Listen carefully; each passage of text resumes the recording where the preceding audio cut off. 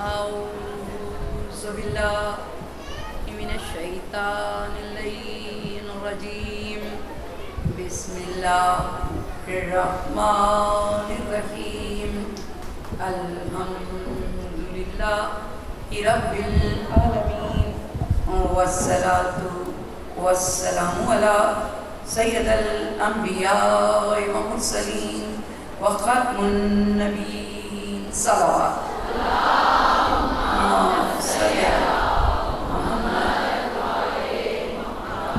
سیدنا و نبینا و طبیب نفوسنا و شفیع ذنوبنا و طبیب قلوبنا مولانا ابی القاسم محمد صلوات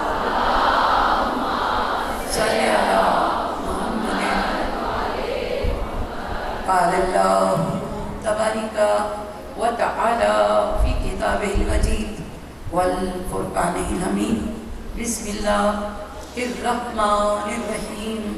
هو الذی بعث فی الأمیین رسولا منهم یتلو الیہ آیاتا وَيُزَكِّيهِمْ وَيُعَلِّمُهُمُ الْكِتَابَ وَالْحِكْمَةَ صلوات.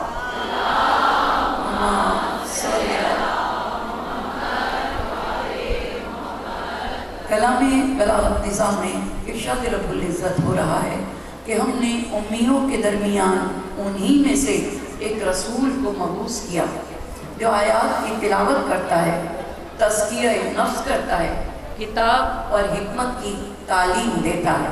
صلوات بھیجے.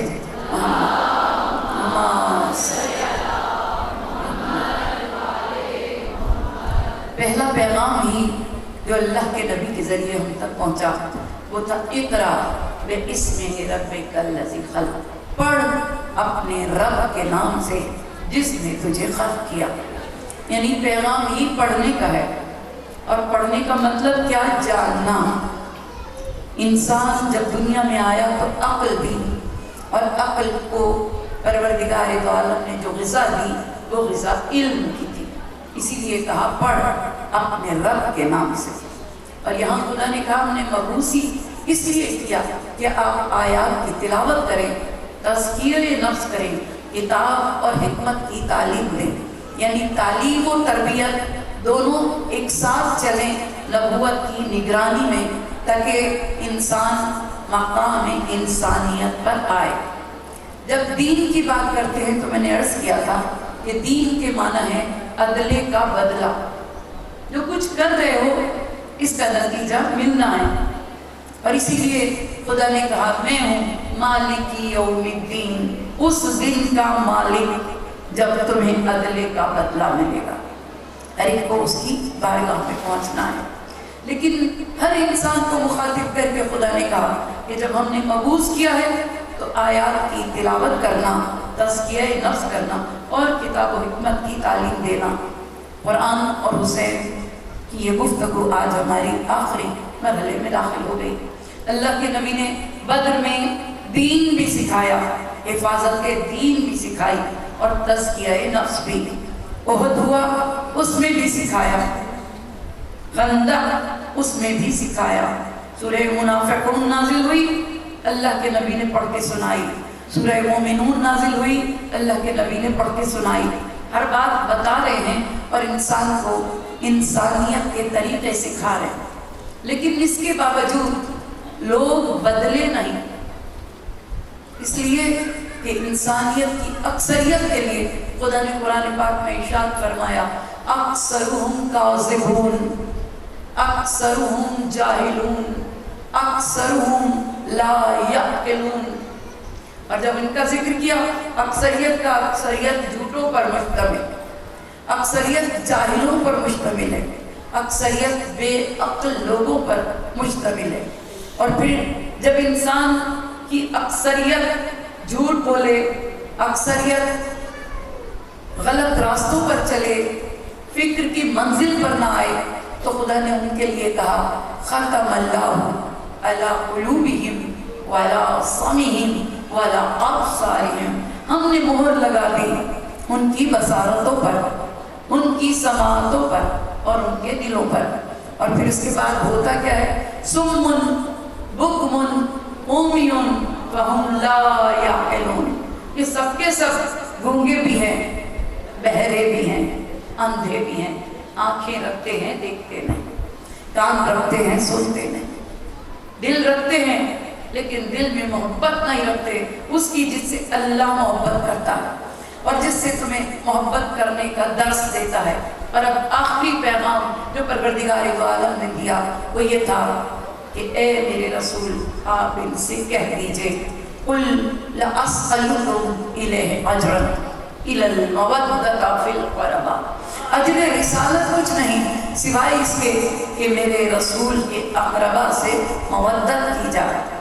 जब क़रबा का लफ्ज़ हम लुग़त में देखते हैं तो काफ रे बे छोटी ये और उस पर खड़ा अलिफ जब आता है तो क़रबा के माना है मुअन्नस वाहिद, यानी एक वाहिद खातून।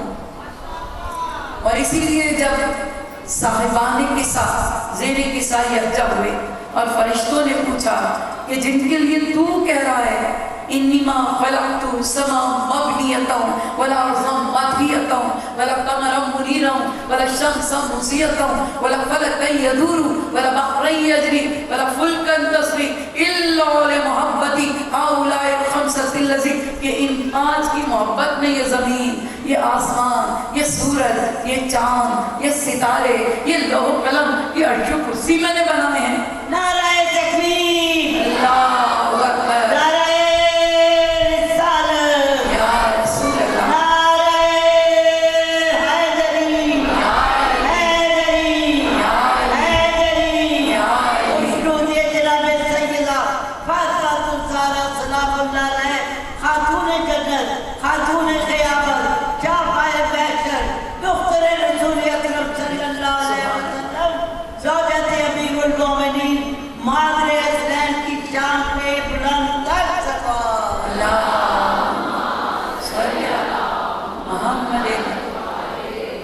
और जब परवरदिगार दो आलम ने सुब्हाना समावात वल अर्ज़ के दरमियान ये पैगाम नशर किया कि यही है वजह तख्लीक़ कायनात, तो फरिश्तों ने पूछा पालने वाले वो हैं कौन? तो खुदा ने सिर्फ क़ुरबा का नाम लिया, हुम फातिमा व अबूहा व बअलुहा व बलूहा। वो फातिमा ज़हरा हैं, उनके पदरे बुजुर्गवार हैं, उनके शौहर नामदार हैं और उनके दोनों जिगर गोशे हैं। यानी अब पंडिता ने अल्लाहुम्मा सल्ली अला मुहम्मद, तो परवरदिगार दो आलम ने नाम फ़कत एक लिया, बाकी सब रिश्ते बताए। हम जब पंजतन पाक का नाम लेते हैं तो मोहम्मद से शुरू करते हैं, अली, फातिमा, हसन, हुसैन, लेकिन अल्लाह ने नाम लिया फातिमा, फातिमा के बाबा, फातिमा के शौहर, फातिमा के जिगर गोशे, सलवात देते हैं।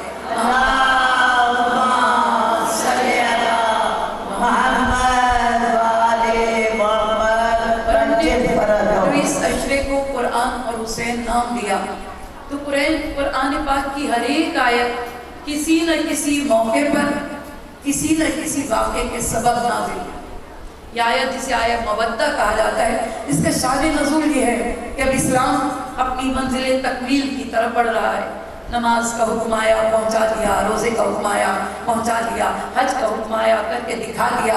अब मुसलमानों को मुसलसल कुरान पढ़ के सुनाया जा रहा है और मामूल है अल्लाह के नबी का कि हर रोज़ 10 आयतें अल्लाह के नबी मुसलमानों को पढ़ाते हैं, जो नाजिल हुई उसके अलावा रोज़ का मामूल है। 10 आयतें पढ़ के सुनाते हैं, उनकी शान नज़ूल बताते हैं, उनकी तफसील बताते हैं, तफसीर बताते हैं। और ये रोज़ का मामूल है कि उस बज़्म में सहाबी आके बैठते हैं और अल्लाह के नबी कुरान पाक की इस तरह तालीम दे रहे हैं। लेकिन इस मंजिल पर पहुंचकर एक बार जब मुसलमान साहिब इस्तिताअत हो गए तो अल्लाह के नबी की बारगाह में अपना माल व असबाब लेकर आए। दिरहम और दीनार की थैलियाँ लाकर अल्लाह के नबी के सामने रख दी। अल्लाह के नबी ने पूछा, ये किस लिए लाए हो? उन्होंने कहा, या रसूल अल्लाह, ये मालो असबाब इसलिए लाए हैं कि आपकी बारगाह में नजर करें। اللہ کے نبی نے کہا کہ قل لا اسألکم علیہ اجرا، اللہ یہ کہہ رہے کہ تم سے اجرت کا تو کوئی سوال ہے ہی نہیں، تم یہ اجرت کیسے لے کر آئے؟ کوئی سوال نہیں ہے اجرت کا۔ تو انہوں نے کہا کہ یا رسول اللہ اجرت نہیں ہے، ہم کتنی بھی نمازیں پڑھ لیں ہماری نماز قبول ہوگی تو جنت ملے گی، اور نماز کی قبولیت کی کوئی گارنٹی نہیں ہے۔ کسی نمازی کو خدا نہیں کہتا کہ اے نمازی میں نے تیری نماز کو قبول کر لیا، لاکھ روزے رکھے معلوم نہیں کہ قبول ہوئے کہ نہیں، لاکھ خانہ کعبہ کا طواف کرے، کبھی کسی حاجی کو نہیں کہا خدا نے کہ مجھے تمہارا حج پسند آیا، میں نے تمہارے حج کو قبول کر لیا۔ بس ایک ہی شے ہے جو ہماری بخشش کا ذریعہ بن سکتی ہے، اور وہ ہے آپ کی شفاعت۔ یعنی یہ جو مال و اسباب لائے ہیں یہ آپ سے شفاعت کے طلبگار ہیں۔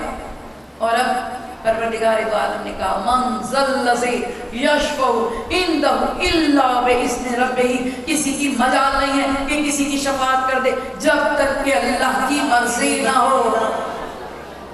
جب یہ کہا تو وہ لوگ کہنے لگے یا رسول اللہ بغیر شفاعت کے تو ہم جنت میں جا ہی نہیں سکتے۔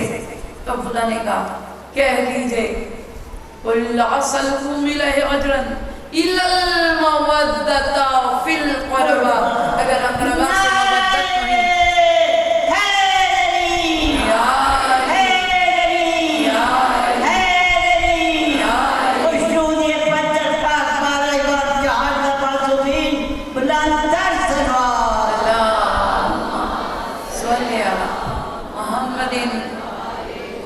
نہیں تو انہوں نے اٹھائی زر و مال کی، اپنے گھروں کو لے کر چلے، ایک دوسرے کے کام میں کہہ رہے ہیں ہم دینے مال گئے تھے، مگر قبول کرنے کی بجائے ہمیں کہہ دیا کہ مودت رکھو ان کے ساتھ، اور ان میں ہے سب سے پہلے علی، فاطمہ، حسن، حسین، انہی سے تو بغض ہے ہمارا، انہی سے تو دشمنی ہے ہماری، ان کے بغض میں مسجد بنائی ہے، اس لیے بنائی ہے کہ ہم روز روز اللہ کے نبی کی ان باتوں سے تنگ آ گئے ہیں کہ آپ ان میں سے جو آتا ہے اسے سینے سے لگا کے کہتے ہیں حسین منی وانا من الحسین، فاطمہ منی انا من الفاطمہ، علی منی وانا من العلی، حسن منی وانا من الحسن۔ ہر وقت یہی تو بتاتے رہتے ہیں۔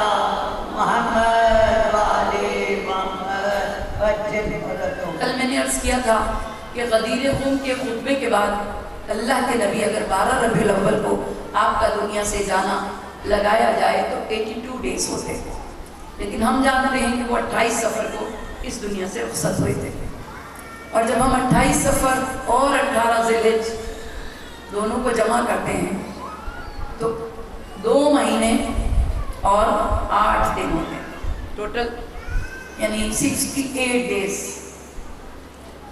غدیر خم کے بعد۔ اور غدیر خم کے بعد ہی مسلمانوں کا مزاج بدل گیا ہے، یہ طے کر لیا ہے کہ ہم علی کو منبر خلافت پر آنے نہیں دیں گے۔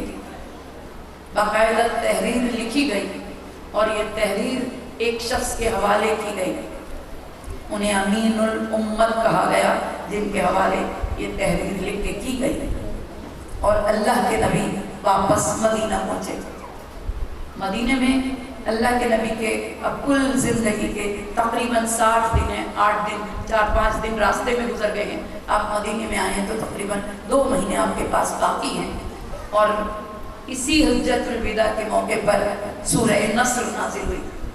بسم اللہ الرحمن الرحیم، اذا جاء نصر اللہ والفتح ورأيت الناس يدخلون في دين الله أفواجا فسبح بحمد ربك واستغفره إنه كان توابا۔ یہ آخری سورہ ہے، یعنی مکمل سورہ اگر کوئی نازل ہوا ہے آخری تو یہ سورہ نصر ہے۔ मुकम्मल नाज़िल हुआ और इसमें परवरदिगार दो आलम ने कह दिया कि जो लोग अब दीन इस्लाम में दाखिल हो रहे हैं कि हमने इस्लाम को नुसरत अता की और अब यहाँ कह दिया कि अपने जाने की तैयारी करें। समझ गए सब कि अब नबी की ज़िंदगी के आखिरी अय्याम और अब दुनिया से रुखसत होने वाले हैं।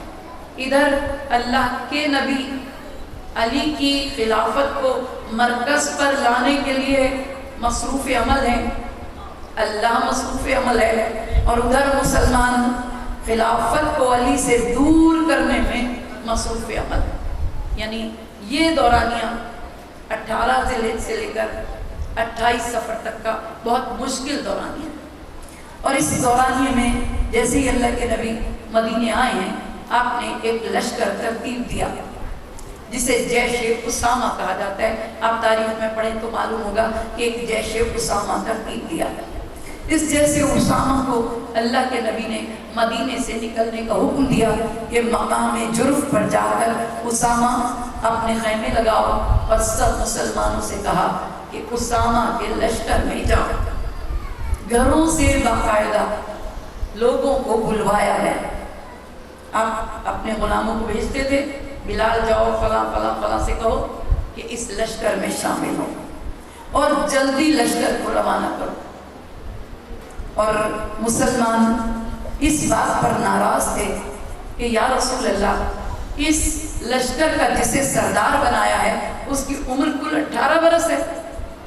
हजरत उसामा इब्न ज़ैद उम्र उनकी 18 बरस की, और अल्लाह के नबी ने उन्हें सरदार बनाया था कि अपने बाप का इंतकाम लेने के लिए शाम जाओ और ये लश्कर शाम की जानिब रवाना हो। लेकिन पहले तो यही गुफ्तगू होती रही कि हम उस लश्कर में कैसे शामिल हों, हम बूढ़े बूढ़े लोग और वो 18 बरस का जवान जिसे हमारा सरदार बना दिया। तो अल्लाह के नबी बता रहे हैं कि सरदारी के लिए उम्र का कोई पाबंदी नहीं है, वो इस काबिल है कि उसे हमने सरदार बनाया।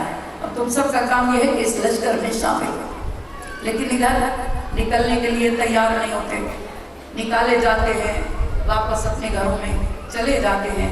और अब हालात बदलने लगे कि अल्लाह के नबी बिस्तर पर आ गए, बीमार हो गया।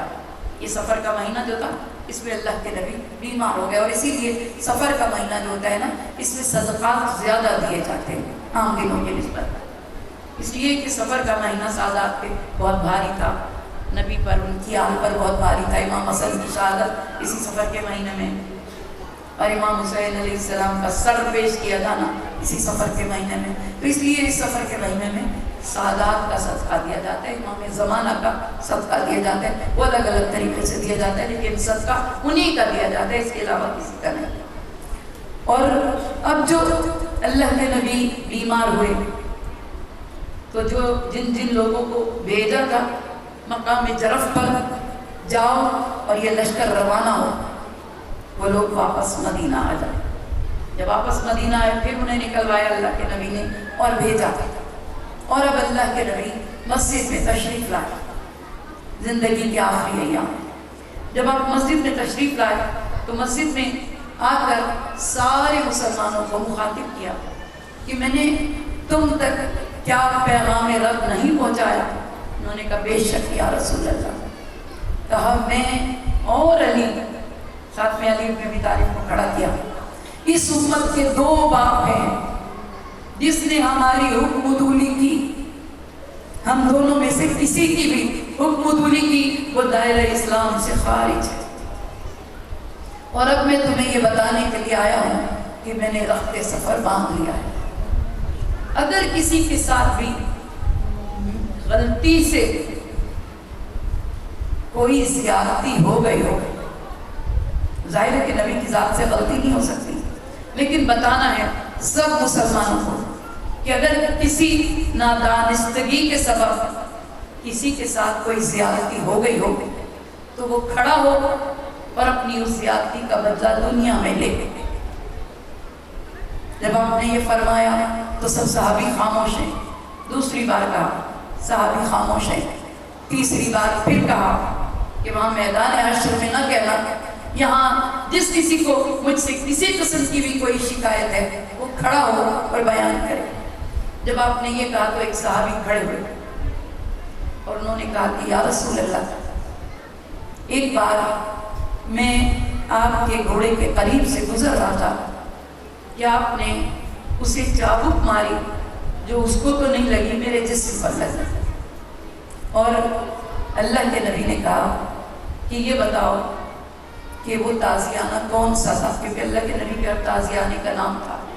آپ کے ہر جانور کا نام تھا، گھوڑے کا، اونٹ کا، سر پر رکھنے والے امامے کا نام، پہننے والی ٹوپی کا نام، پیالے کا نام، عصا کا نام، ہر شے کا نام تھا.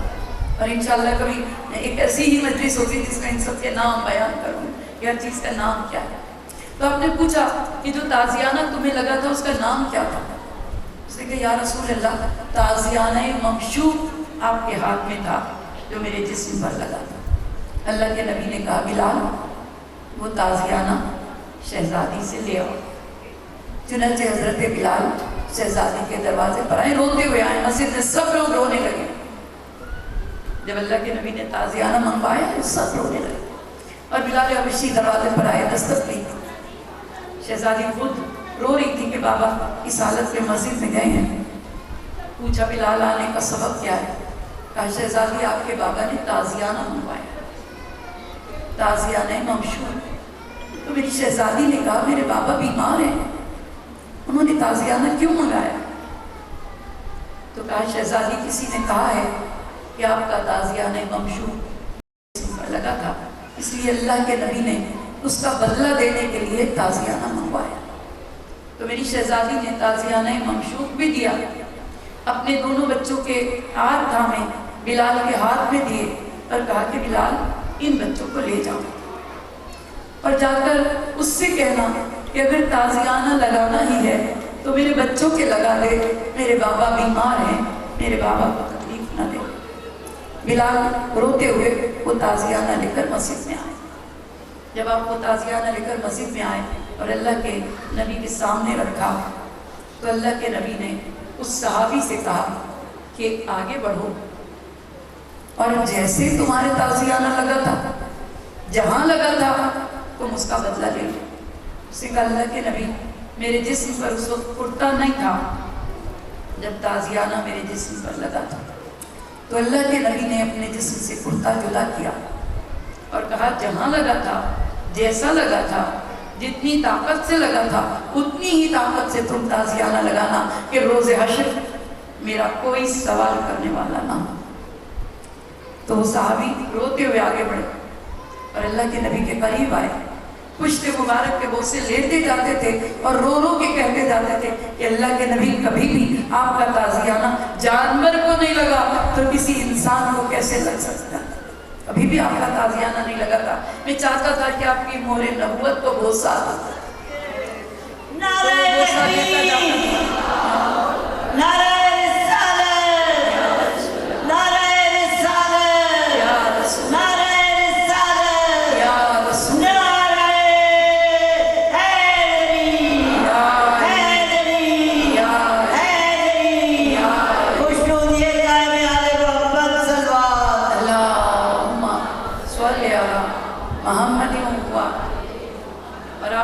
یہ بات معلوم ہے کہ دوسرے خلیفہ نے کتنی کوشش کی تھی کہ میرے بعد برسر اقتدار خلیفہ آئے جسے وہ لوگ منتخب کریں جو سب کے سب عشرہ مبشرہ ہیں. تو ظاہر ہے کہ نبی کو اس بات کی کتنی فکر ہوگی اور خدا کو اس بات کی کتنی فکر ہوگی کہ اب خدا نے کہا ہے میرے حبیب آخری پیغام پہنچا دیں اور انہیں وصیت کر دیں. تو اللہ کے نبی نے اپنے تمام اصحاب کو طلب کیا. جب تمام اصحاب گھر میں طلب کیا کیونکہ اب اللہ کے نبی مسجد تک نہیں جا سک رہے تو گھر میں طلب کیا ہے تمام صحابہ کو. پورا میرے نبی کا گھر اصحاب پیغمبر سے بھر گئے اور یہ اصحاب پیغمبر جانتے ہیں کہ اب اللہ کے نبی جانے کی تیاری کر رہے ہیں. جب سب اصحاب نبی جمع ہو گئے تو اللہ کے نبی نے ان سب سے کہا انی تارکن فکر الثقلین، میں تمہارے درمیان دو بھاری چیزیں چھوڑ کر جا رہا ہوں، کتاب اللہ و اطرتی، اللہ کی کتاب اور اس کی اطرت، لاؤ قلم اور دوات تاکہ میں تمہیں ایک تحریر لکھ دوں، اور ایک ایسی تحریر لکھ دوں کہ جس کے بعد تم کبھی گمراہ نہ ہو۔ جو ہمارا کلمہ ہے نا اس میں ہے لا، نہیں ہے کوئی خدا سوائے اس معبود حقیقی کے، لیکن لا کے معنی ہوتا ہے نہیں، لن کے معنی ہوتا ہے کبھی بھی نہیں۔ تو آپ نے فرمایا لن تضلوا بعدی، کہ ایسی تحریر لکھ کے دو جس کے بعد کبھی بھی ہو ہی نہیں سکتا کہ تم گمراہ ہو جاؤ۔ جب آپ نے یہ ارشاد فرمایا تو اب آپ کو سب معلوم ہے، صحیحین میں یہ حدیث موجود ہے کہ کسی نے کھڑے ہو کر کہا کہ نعوذ باللہ نعوذ باللہ، الفاظ میں ادا ہی نہیں کر سکتی، زبان میں جسارت ہی نہیں کہ ان الفاظ کو ادا کر سکوں، لیکن آپ سب نے پڑھا ہوا بھی ہے، سنا ہوا بھی ہے کہ اس شخص نے آگے بڑھ کر کہا کہ مت دینا قلم اور دوات، اور جب اس نے کہا کہ مت دینا قلم اور دوات تو دو گروپ ہو گئے، ایک گروپ کہہ رہا تھا دے دو، کیوں نہیں دے رہے، دوسرا گروپ کہہ رہا تھا نہیں ضرورت نہیں ہے، حسبنا کتاب اللہ، ہمارے لیے اللہ کی کتاب کافی ہے۔ اور ایسے میں اللہ کے نبی نے کہا قوموا انی، یہ الفاظ یاد رکھیں کہ اللہ کے نبی نے کہا قوموا انی، اور اس کا بہت سمپل سا ترجمہ ہے دفع ہو جاؤ۔ بے شمار کہ نبی کی بارگاہ میں آوازیں بلند نہیں کی جاتی، اور اب لوگ چلے گئے۔ جب لوگ چلے گئے تو اللہ کے نبی ہیں، پنجتن پاک کی یہ محفل ہے اور ازواج رسول ہیں، جبریل امین نازل ہوئے، اس لیے کہ ہر نبی کو حکم دیا ہے پروردگار دو عالم نے کہ جب دنیا سے آنا ہے تو وصیت کر کے آنی ہے، اور قرآن میں کہہ دیا ان تارک الخیر، جب تم خیر کو چھوڑو تو پھر تم پہ واجب ہے کہ وصیت کر کے آؤ، ان ترک خیر، جب بھی خیر چھوڑو واجب ہے تم پر کہ وصیت کرو۔ اب نبی پر واجب ہے وصیت کرنا، آسمان سے فرشتے نازل ہو گئے، جبریل امین وصیت نبی لے کر آئے ہیں، اور وہ وصیت تحریر شدہ ہے خدا کی جانب سے۔ وہ وصیت اللہ کے نبی نے اپنے اہل بیت کو سنائی کہ میرے اہل بیت، خدا نے کہا ہے کہ اس دین کی حفاظت آپ کی ذمہ داری ہے، اس دین کو بدلنے نہ دینا، اس دین کو قائم رکھنا۔ اور پھر اس کے بعد اللہ کے نبی نے فرمایا یا علی، اس دین کی بقا میں آپ کو اتنی تکلیفیں اٹھانی پڑے گی کہ گھر پر حملہ ہوگا، آپ کے گلے میں رسن ہوگی، شہزادی کا شکم میں شہزادہ شہید ہوگا، گھر بازار بنے گا، دربار میں جانا ہوگا، یہ سب بیان ہو گئے پنجتن پاک کی محفل میں۔ یا علی خبردار، اب اس دین کو بچانا آپ کی ذمہ داری ہے، ان سب کو برداشت کرنا۔ اور جب اس مقام پر آئے نا اللہ کے نبی کہ دروازہ جلایا جائے گا، دروازہ گرایا جائے گا، شہزادی کے شکم کو شکستہ کیا جائے گا، محسن شہید ہوں گے، تو ملائکہ کائنات گر پڑے زمین پر۔ جبریل امین نے اٹھایا، اللہ کے نبی نے کہا کہ علی کمر بستہ ہو جاؤ یہ مصیبتیں اٹھانے کے لیے۔ پھر شہزادی سے کہا فاطمہ زہرا میرے بعد کل 75 دن زندہ رہو گی بیٹی، تمہیں نوحہ کرنے کی اجازت نہیں ہوگی، تمہیں بابا کو یاد کرنے کی اجازت نہیں ہوگی، تمہیں دربار میں بلایا جائے گا، کوئی تمہاری تعظیم کے لیے اٹھے گا نہیں۔ اور پھر دونوں شہزادوں کو اللہ کے نبی نے اپنے سینے سے لگا لیا۔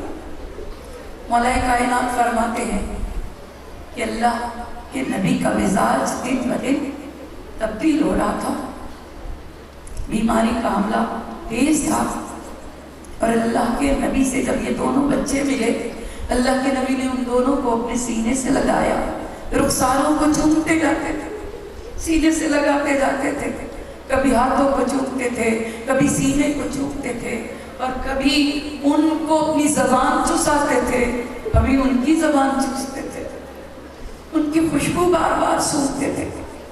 تو مولا کائنات فرماتے ہیں کہ اس وقت میں نے چاہا کہ بچوں کو ان کے نانا سے جدا کر، لیکن اللہ کے نبی نے کہا کہ یا علی میرے بچوں کو، میرے پھولوں کو مجھ سے جدا نہ کرو، انہیں میری خوشبو سونگ لینے دو اور مجھے ان کی خوشبو سونگ لینے دو۔ پر محمد و آل محمد بلند تر سلوات۔ صلی محمد۔ اور آج چونکہ ذوالجناح کی زیارت ہے، اس لیے تھوڑا سا عرض کروں گی کہ یہ ہے کیا چیز، اور میں بار بار یہ عرض کر رہی ہوں کیونکہ ہمارا کام ہے ذہنی طور پر آپ کو اتنا بلند کرنا کہ آپ امامت کو سمجھ سکیں۔ صرف رونا نہیں ہے، ان کی معرفت کے ساتھ رونا ہے۔ اگر معرفت کے ساتھ روئیں گے تو اس رونے کا ثواب زیادہ ہے، بنسبت مسائل سمجھ کے رو لینا۔ وہ کہ اس مقام پر اگر رونا نہ آئے تو اپنی ہی مصیبت یاد کر کے رو لو۔ شہزادی ان آنسوؤں کو بھی اپنے حسین کی یاد میں بہائے ہوئے آنسو سمجھ کر لے جاتی ہے، لیکن ہم عام انسان نہیں ہیں، ان گھرانے کے ساتھ وابستہ ہے، ان کی معرفت کے ساتھ روتے ہیں۔ تو ان سے جو بھی چیز وابستہ ہوئی وہ چیز خدا کی بارگاہ میں سب سے افضل ہے، سب سے اعلیٰ ہے، جو بھی وابستہ ہو۔ کل میں نے عرض کیا تھا کہ 30 سوار تھے امام کے لشکر میں، اور چونکہ 30 سوار تھے امام کے لشکر میں تو ظاہر ہے کہ 30 گھوڑے ہی کربلا میں آئے تھے، اور یہ 30 گھوڑے جو کربلا میں آئے تھے یہ سب کے سب امتحان کی منزلوں سے گزر کے آئے، ہر ایک منتخب شدہ کربلا میں پہنچا تھا۔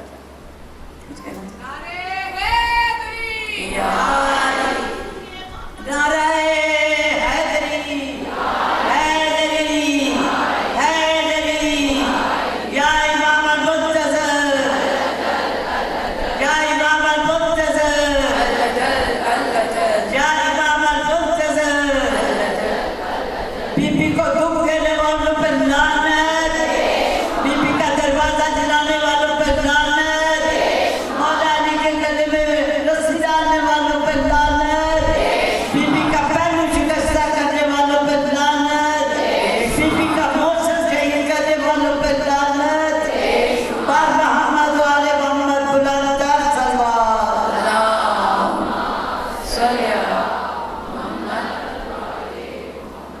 تو یہ جو 30 گھوڑے کربلا میں آئے ہیں، ان میں سے ہر ایک امتحان کی منزل سے گزر کے آیا ہے، ان میں سے ہر ایک خدا کی اسپیشل مخلوق ہے کہ خدا نے انہیں اسپیشلی بنایا ہے، کیونکہ کربلا میں میرے امام نے کسی بھی ایسے فرد کو گوارا نہیں کیا جو معرفت امامت نہ رکھتا ہو۔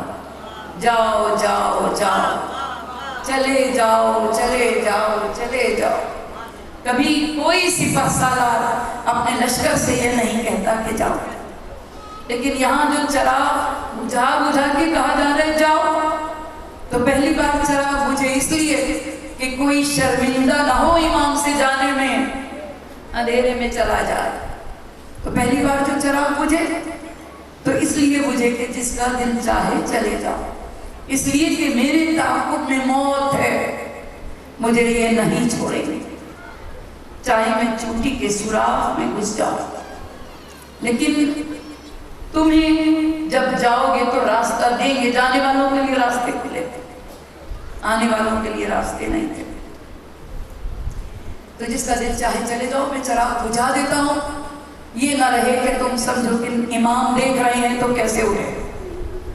کم از کم جب میرے امام کربلا میں پہنچے ہیں تو 4000 افراد تھے امام کے لشکر میں۔ سارا رستہ ان لوگوں کو میرے امام दस्तरखान से खिलाते आ रहे हैं, वसी दस्तरखान है इमामत का, खिलाते चले आ रहे हैं, ये सब खाते भी आ रहे हैं। और इमाम, जब हम इमाम हसन के दस्तरखान की बात करते हैं तो हमारा ख्याल ही होता है कि दस्तरखान बिछता होगा जिसमें लोगों को कहा जाता होगा क्या हुआ होगा। मदीने के बाहर बहुत बड़ा रकबा था जिसमें 24 घंटे खाना तैयार होता रहता था। 24 घंटे, सुबह से लेकर रात तक, रात से लेकर सुबह तक, आते जाओ, खाते जाओ, लेते जाओ, किसी पर किसी किस्म की पाबंदी ना हो। और इंसान ही नहीं, इस दस्तरखान से तमाम जीरू सैराब हो, तमाम जीरू फायदा उठाएं। तो खाना जानवरों के लिए भी होता था, परिंदों के लिए भी होता था, दरिंदों के लिए भी होता था। ऐसा दस्तरखान था इमाम का। और अब जो खाने खा रहे हैं, 28 रजब से लेकर आज तक इमाम के लश्कर में लोग बढ़ते चले आ रहे हैं। कहीं लोग निकलते हैं, कुछ नए आते हैं, यहाँ तक कि करीबन 4000 के करीब लोग पहुंचे हैं करबला की सरजमीन पर 2 मुहर्रम को। और मेरे इमामों ने बार बार बता रहे हैं कि मेरी जंग मेरी हद तक है, मुझे ये जिंदा नहीं छोड़ा। तुम में से जिसका दिल चाहता है चले जाओ। जा रहे हैं लोग, कुछ ये कह के जा रहे हैं हम अपने कबीलों के अफराद को लेकर आएंगे। और इधर मेरे इमाम 9 मुहर्रम की रात को चराग बुझा के कहते हैं जिसका दिल चाहे चलेगा। बहुत से लोग चले गए, इर्द गिर्द जाकर पहाड़ों पर बैठ गए कि अगर जंग फतह हुई तो हम भी फतह में हिस्सा लेंगे। और इधर मेरे इमाम ने चराग जलाने का हुक्म दिया। चराग जला, बहुत से लोग बैठे हैं। अभी पूछा क्यों नहीं गए? आका इसलिए कि रोज़े अशर शहजादी को क्या जवाब देंगे, हमने आपके हाथ पे बैयत की है। कहा मैं अपनी बैयत उठा लेता हूँ, तुम में से जिसका दिल चाहे चला जाए। जब आपने कहा कि मैं बैयत उठा लेता हूँ, फिर चराग बुझ गया, जाओ। बहुत से लोग चले गए। तीसरी बार जब चराग जला, अब मेरे इमाम ने देखा अभी भी बहुत से लोग बैठे थे, तो मेरे इमाम ने उनसे कहा कि तुम क्यों नहीं गए? उन्होंने कहा आका रसूल खुदा को क्या जवाब देंगे, हमने आपके हाथ पे बैयत की है। तो कहा कि ऐसा करो, छोटे बच्चों में से, ख़वातीन में से जो तुम्हारी रिश्तेदार हों उनका हाथ थामो और उन्हें लेकर चले जाओ। रोज़े हश्र ये कहना कि हम इस बच्चे के लिए, इस खातून की ज़िंदगी की हिफाजत के लिए गए थे और मैं तुम्हारा ये उज़्र कबूल करूँगा। फिर चराग बुझ गया। यानी हर उज़्र को मेरे इमाम ने ख़त्म किया। ये जो 3 बार चराग बुझा ऐसे ही नहीं बुझा, हर उज़्र को ख़त्म किया, हर उज़्र को ख़त्म किया। हाँ, बस वही बचे जो मारिफत इमाम रखता है, जो जानता है कि दीन हुसैन का नाम है, शरीयत हुसैन का नाम है, किताब हुसैन का नाम है, मोहम्मद हुसैन का नाम है। बस वही बचे, बाकी चले जाएं। और फिर चराग बुझा दिया। तीसरी बार चराग बुझा, बस अब जो लोग बचे हैं, इनमें मैंने बताया 145 थे जो प्यादे थे, 30 वो थे जो सवार थे। और अब मेरे इमाम ने जब उनको बैठा हुआ देखा, उन सब ने अपनी तलवारें अपनी गर्दनों पे रखी। आका अब हमें जाने को न कहना, हमें हुक्म देना कि अपनी ही तलवारों से अपनी गर्दनें काट लो तो हम काट लेंगे, लेकिन हम आपको छोड़ के जाएंगे नहीं। मेरे मौला ने कहा अब्बास, फहरिस्ते शोहदा में जो मेरे असहाब हैं उनके नाम पढ़ो। अबुल फजल अब्बास ने नाम पढ़ना शुरू किया। जब नाम पढ़ते हैं, जिसका नाम पढ़ते हैं वो खड़ा होता है और खड़ा होकर कहते हैं लब्बैक या हुसैन। आका आपको मेरा सलाम हो, मैं कितना खुशनसीब हूँ कि जन्नत में जाने वाला। तो सिर्फ असहाब के नाम पढ़े थे अबुल फजल अब्बास ने, और असहाब के नाम जिसने सुने उसका नाम मौजूद था फहरिस्त शोहदा में, उसने इमाम की बारगाह में अपने सरों को झुकाया। और अब मेरे इमाम ने कहा कि ए मेरे असहाब, अपने क़याम को हमारे क़याम के करीब ले आओ। اور اپنے خیام کی تنابیں ہمارے خیموں کے ساتھ باندھ دو تاکہ دشمن شب خون نہ مار سکے. یہ آج کی آخری رات ہے تو دشمن رات میں حملہ نہ کر سکے, شب خون نہ مار سکے. اس لیے خیموں کی تنابیں ایک دوسرے کے ساتھ ملا دو. اور میرے اصحاب اب خیموں کے سامنے ایک خندق کھود دو. جیسے ہی علی اکبر کی اذان ہو اس خندق میں آگ جلا دینا تاکہ کوئی دشمن حرم پر حملہ آور نہ ہو سکے.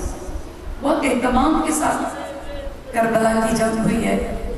بس یہ ہماری بے بسی ہوتی ہے کہ ہم چند لفظوں میں بس مسائل بیان کرتے ہیں رلانے کے لیے. اس مقصد رلانا ہوتا ہے, یہ نہیں ہوتا کہ ہم معرفت کرنا.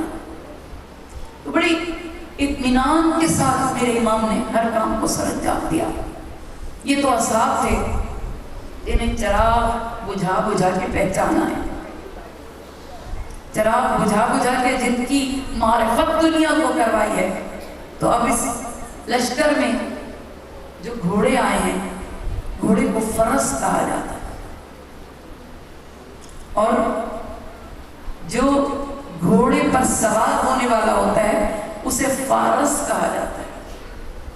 یہ 30 فارس تھے اور 30 فرس تھے.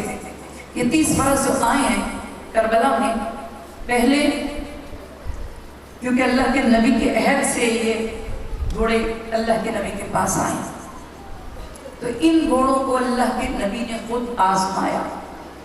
ایک طرف شہزادے حسین کو کھڑا کیا, ایک طرف پانی کے برتن رکھے. گھوڑوں کو پانی نہیں دیا گیا کچھ وقفے سے, اور اس کے بعد جب ان کی پیاس بھڑک اٹھی تو اللہ کے نبی نے انہیں کہا کہ انہیں چھوڑو. جو گھوڑا پانی کی جانب گیا اسے لشکر حسین میں شامل نہیں کیا گیا. جو گھوڑے امام کی جانب آئے اور جنہوں نے اپنے منہ امام کے قدموں میں رکھ دیے, اللہ کے نبی نے کہا حسین یہ تمہارے لشکر کے فرض ہیں, یہ تمہارے لشکر کے فرض ہیں. اور اسی لیے وہ گھوڑے اتنے باعظمت ہیں کہ ان میں سے کسی بھی گھوڑے کا واسطہ دے کر خدا سے سوال کیا جائے تو خدا رد نہیں کرتا. اور یہاں تک کہ ابو الفضل العباس کا گھوڑا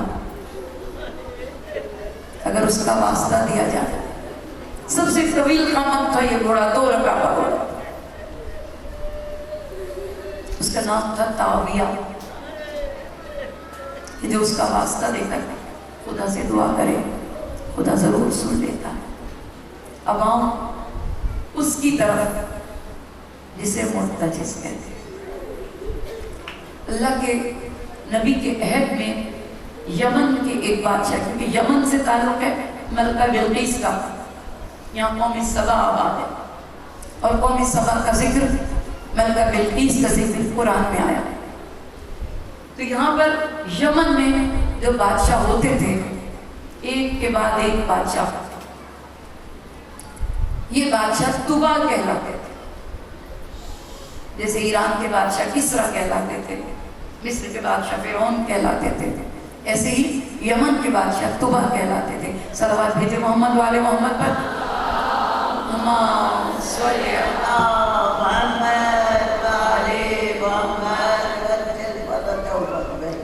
چونکہ یہ بادشاہ یمن کے بادشاہ جو تھے یہ حضرت عبد المطلب کے عہد سے اور حضرت ہاشم کے عہد سے اس گھرانے کے ساتھ وابستہ تھے, کیونکہ عرب میں سب سے بڑی تجارت بنی ہاشم کی تھی.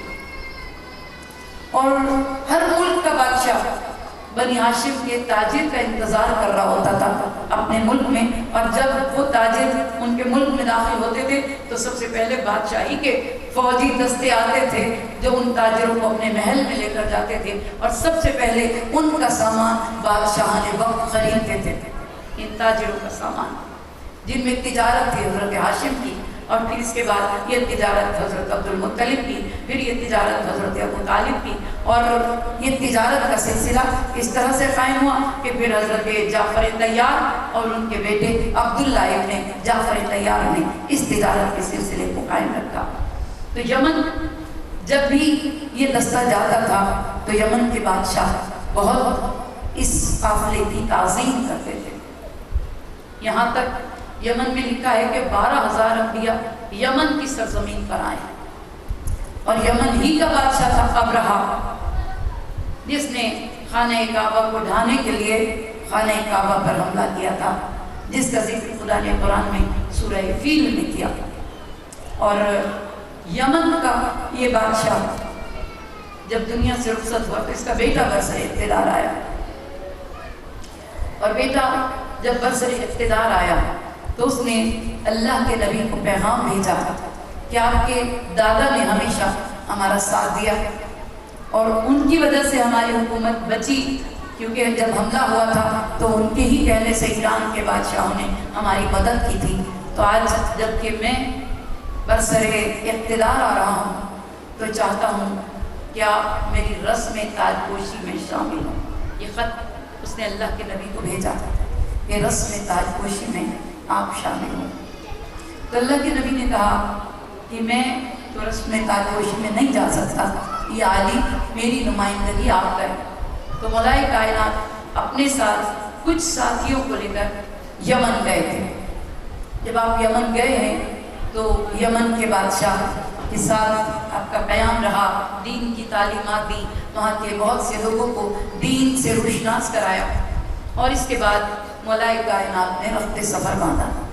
جب آپ نے رخت سفر باندھا تو یمن کے اس طبع نے مولائے کائنات کو بہت سے تحفے دیے، اور یہ یمن کے جو بادشاہ تھے یہ ہمیری کہلاتے تھے۔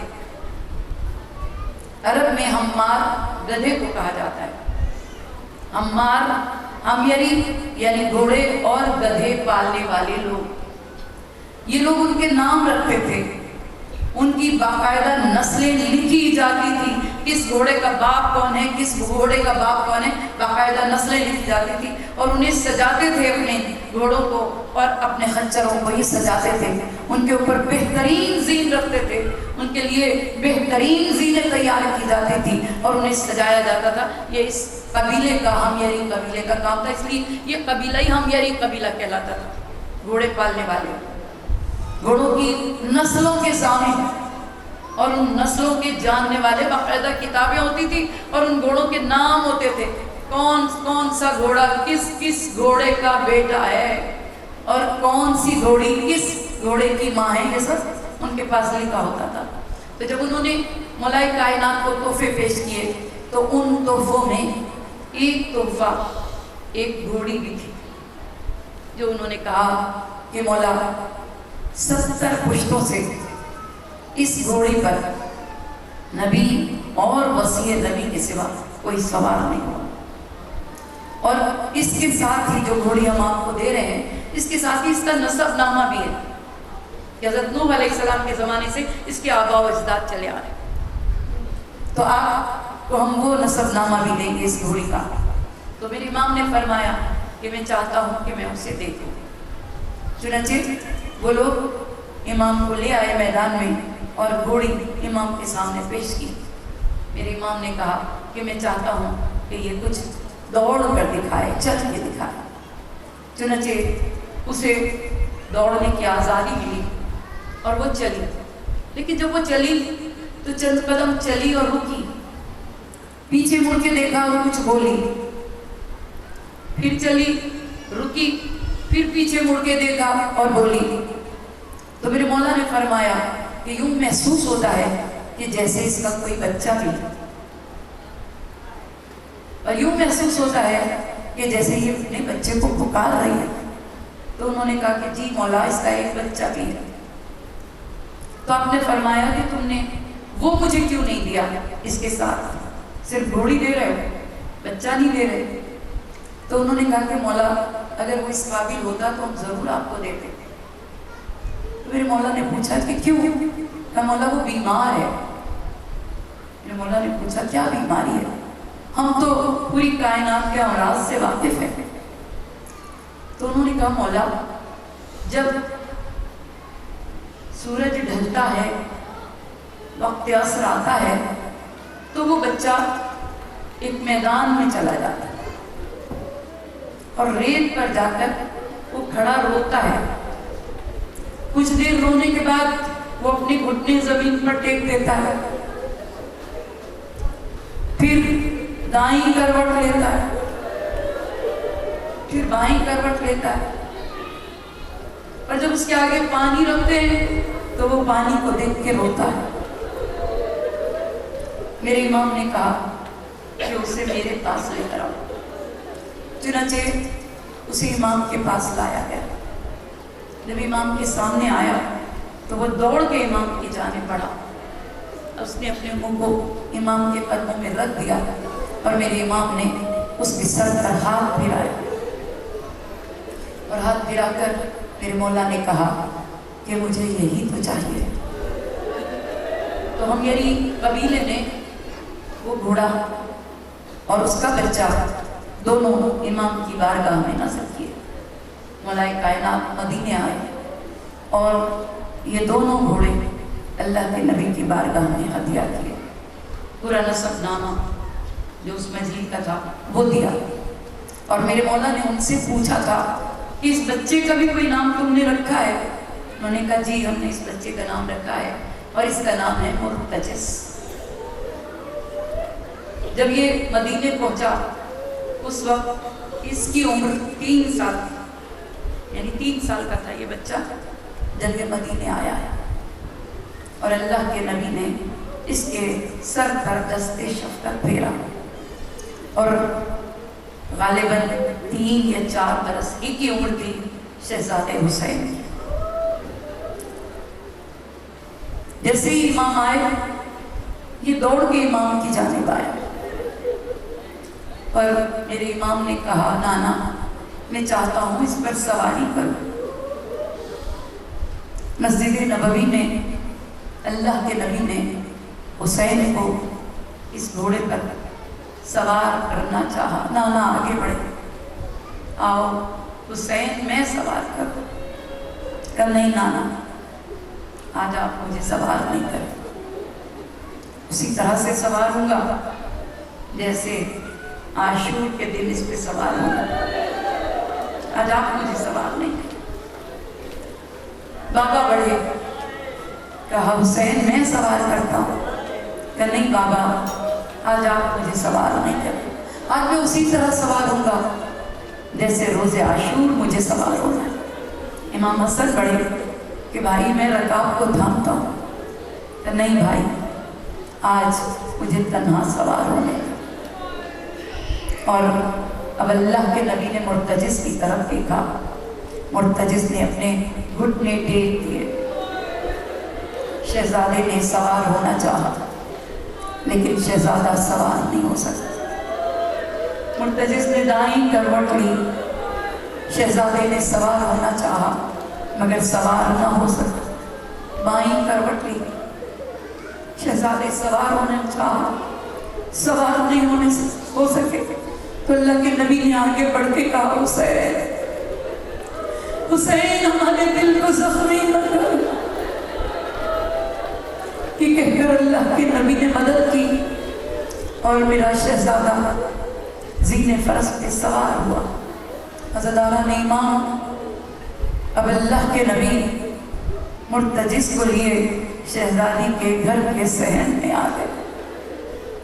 فاطمہ زہرا آج حسین پہلی بار گھوڑے پہ سوار ہوا۔ میری شہزادی نے مرتجس کا صدقہ اتارا، حسین ابن علی کا صدقہ اتارا، پھر اب میری شہزادی اپنی جھولی میں جو ڈال کے لائی۔ اے میرے حسین کے سوار، اے میرے حسین کی سواری، یہ میں جو تیرے لیے لائی ہوں۔ حضرت امام مرتجس جو کھاتا جاتا تھا میری شہزادی روتی جاتی تھی۔ ہاں یہ مرتجس ہی ہے جس پر 28 رجب کو سوار ہو کر میرے مولا کربلا کی جانب چلے اور عزاداران امام اب نہ کوئی یاور ہے، نہ کوئی مونس ہے، نہ کوئی مددگار ہے۔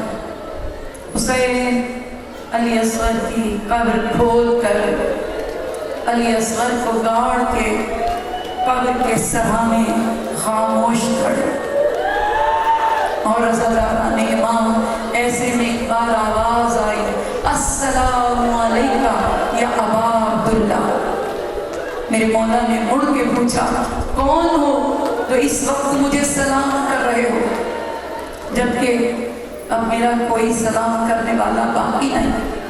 آنے والے نے کہا، آقا انا برید الصغرا، میں صغرا کا نام ابر ہوں۔ آقا شہزادی نے مجھے بتایا تھا کہ میرے بابا کی بڑی پہچان یہ ہے کہ دائیں جانب علی اکبر ہوں گے، ہم شبیہ پیغمبر، بائیں جانب قاسم ہوں گے، ہم شبیہ پیغمبر، پیچھے عباس علمدار علم کا سایہ کیے ہوں گے، لیکن مولانا اکبر نظر آتے ہیں، نہ قاسم نظر آتے ہیں، نہ عباس علمدار کا علم نظر آتا ہے۔ ایک بار میرے امام نے کہا، اے قاسم جاؤ میری بیٹی سے کہہ دو، نہ لشکرے، نہ سپاہے، نہ کثرت الناس، نہ قاسم، نہ علی اکبر، نہ عباس۔ جاؤ اے قاسم میرے حسین سے کہہ دو کہ حسین تنہا ہے۔ اور عزاداران امام جس وقت قاسم کو روانہ کیا تو اب میرے مولا خیمے میں تشریف لائے۔ ایک بار آواز دی، زینب میرا آخری لباس لیا۔ عزاداران امام میری شہزادی آخری لباس لے کر امام کی بارگاہ میں پہنچی۔ یہ وہ لباس ہے جو شہزادی نے اپنی بیٹی کے حوالے کیا تھا۔ جب میرا حسین رخصت کے لیے آئے اور میرا حسین کے لباس پہن لے تو سمجھ لینا کہ یہ حسین کا کفن ہے، اب لوٹ کے حسین خیمے میں نہیں آئے گا۔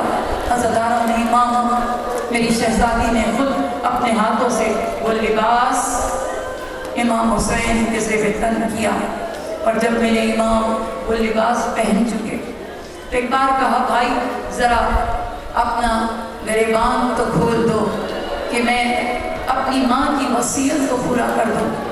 امام نے گریبان کھولا، میری شہزادی نے گلے کے بوسے دیے، ایک بار کہا، ماں گواہ رہنا میں نے آپ کی وصیت کو پورا کر دیا۔ اب میرے امام نے کہا، بہن ذرا بازوؤں پر سے ردا تو ہٹا دو کہ میں بھی بابا کی وصیت کو پورا کر دوں۔ بازوؤں پر سے ردا ہٹائی، میرے مولا نے بازوؤں کے بوسے لیے، بابا گواہ رہنا میں نے آپ کی وصیت کو پورا کر دیا۔ اس کے بعد بی بی فضہ کہتی ہیں کہ ایک بار امام شہزادی کو لے کر ایک حجرے میں داخل ہوئے۔ جب حجرے کی جانب، خیمے کی جانب چلے تو ترتیب یہ تھی کہ امام آگے تھے اور شہزادی پیچھے تھے۔ دونوں ایک خیمے میں پہنچے، بہت دیر تک خیمہ شہزادی زینب میں امام شہزادی سے ہم کلام رہے، لیکن جب خیمے سے برآمد ہوئے تو ترتیب بدل چکی تھی۔ اب شہزادی آگے تھی اور امام پیچھے تھے۔ بی بی فضہ کہتی ہے، میں سمجھ گئی کہ اب کچھ دیر کے لیے امامت شہزادی کے حوالے کر دی گئی ہے۔ اور اب میرے امام نے کہا، زینب بیویوں سے کہو کہ قطار بنائیں کہ میں سب کو سلام کرتا ہوا گزر جاؤں۔ اب قطار بن گئی اور میرے امام سلام کرتے ہوئے چلے، یا زینب یا رقیہ یا ام کلثوم علیکن منی السلام، یہ کہتے ہوئے میرے مولا خیمے کے دروازے پر آ گئے۔ ترتیب یہ تھی کہ جب میرے امام کہیں سوار ہونا چاہتے تھے تو آواز دیتے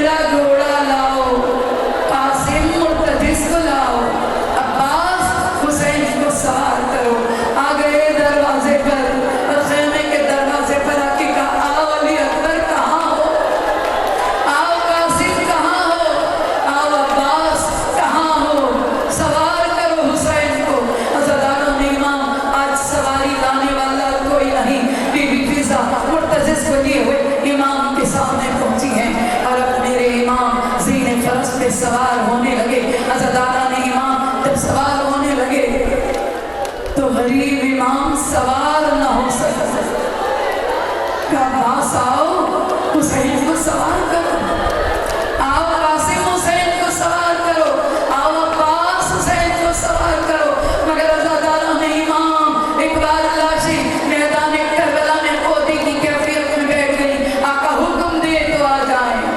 اور میری شہزادی نے ایک بار کہا نہیں بھائی ابھی بہن زندہ ہے، اپنے ہاتھوں سے سوار کرے گی، اور عزاداران امام میری شہزادی نے اپنے ہاتھوں سے حسین کو زینے فرس پہ سوار کیا۔ آخری سواری ہے میرے امام کی، کہا چل زلجنا، حسین کی آخری سواری ہے۔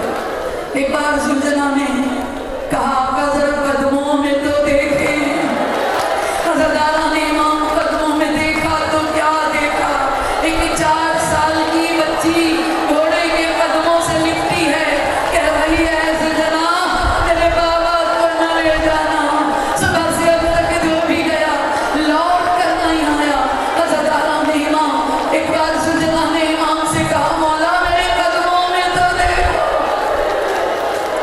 اب جو بیٹی کو قدموں میں دیکھا تو میرے امام زینے فرس سے اتر آئے، سکینت کو گود میں لیا، رخساروں کو چوما، ننھے ننھے ہاتھوں کے بوسے لیے، زلفوں کو چوم کر کہا سکینہ اس طور سے زندگی بسر کرو جس طور سے یتیم زندگی بسر کرتے ہیں۔